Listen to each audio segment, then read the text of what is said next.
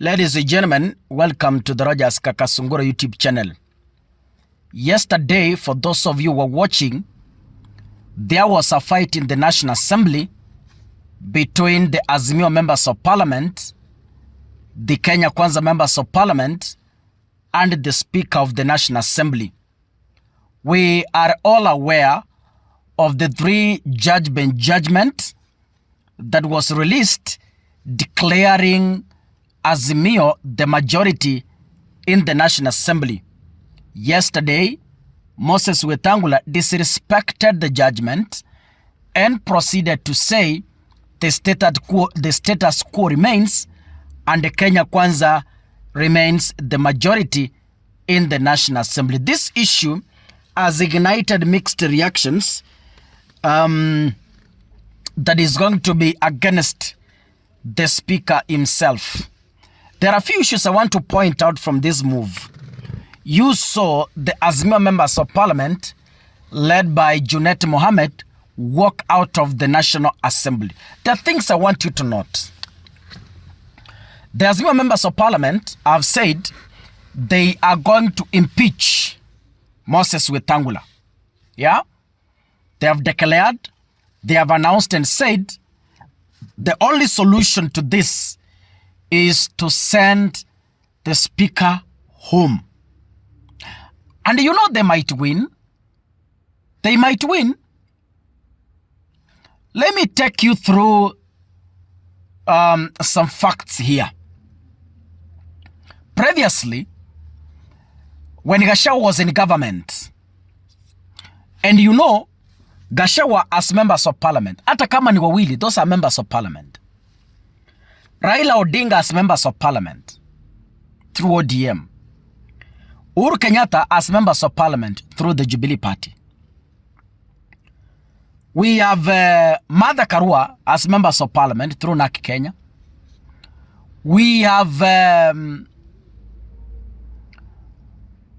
Azimio, other Azimio parties like the Wiper of Kalonzo Musyoka also as members in parliament. The Eugene Wamalwa's party DAPK as members of parliament. So, Kenya Kwanza or the National Assembly is not the National Assembly that was when Gachagua was in government. The current National Assembly has cracks. Even in the Kenya Kwanza itself, it has cracks. And this will be the weakest point to send Moses Wetangula home.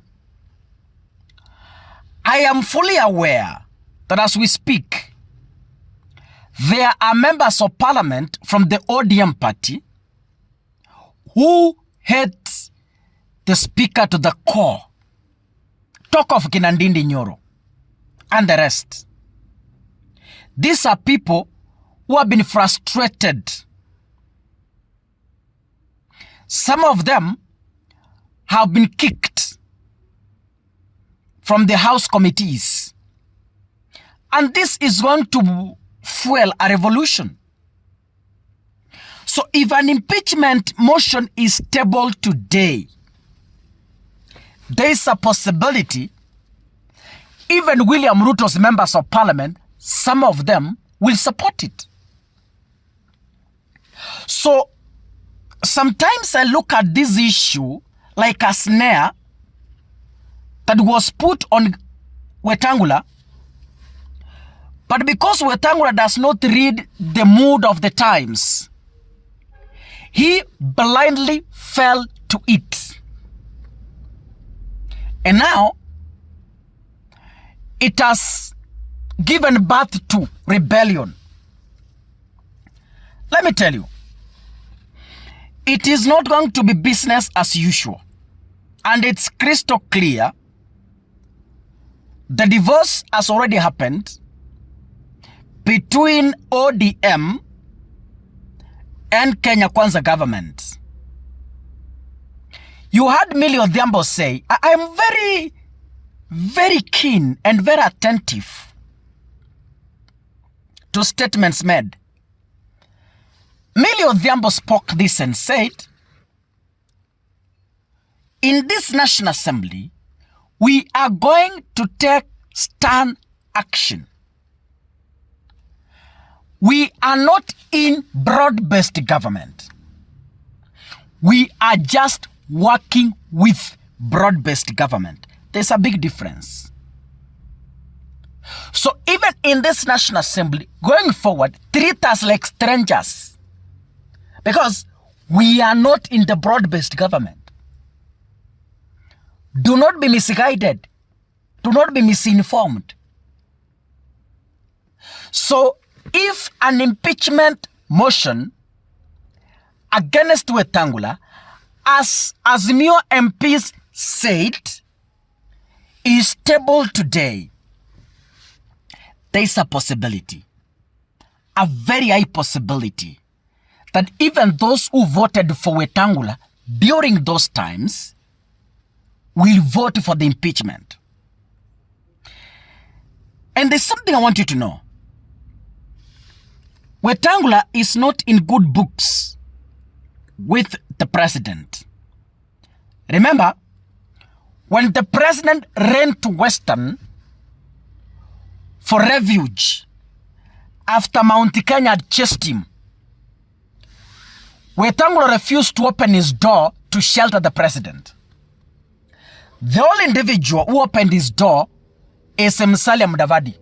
Akafungua mlango, akamwambia ingieni, wakazungumza, wakakubaliana kuunda muungano wa chama. But Wetangula closed his doors. William Ruto could not access Fort Kenya even the whole week he was in Western. So this tells you what? Wetangula is in bad books with the president. And the president is using Wetangula and pushing Wetangula closer to his exit from the government.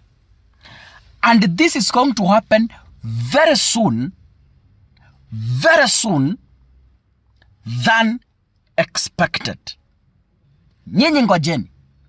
Lisemwalo lipo, kama halipo. Waswahili wanasema, lipo njiani, bas. Laja, unalostahili kufanya, lingoje. If you're watching this, kindly make sure you click the subscribe button and remember to turn on the notification bell. That is the only way you can support Kaka Sungura. This is a platform we are building, and I'm very sure it's going to be a platform that is going to rescue this nation. God bless you. See you in the next episode. Asanteni sana.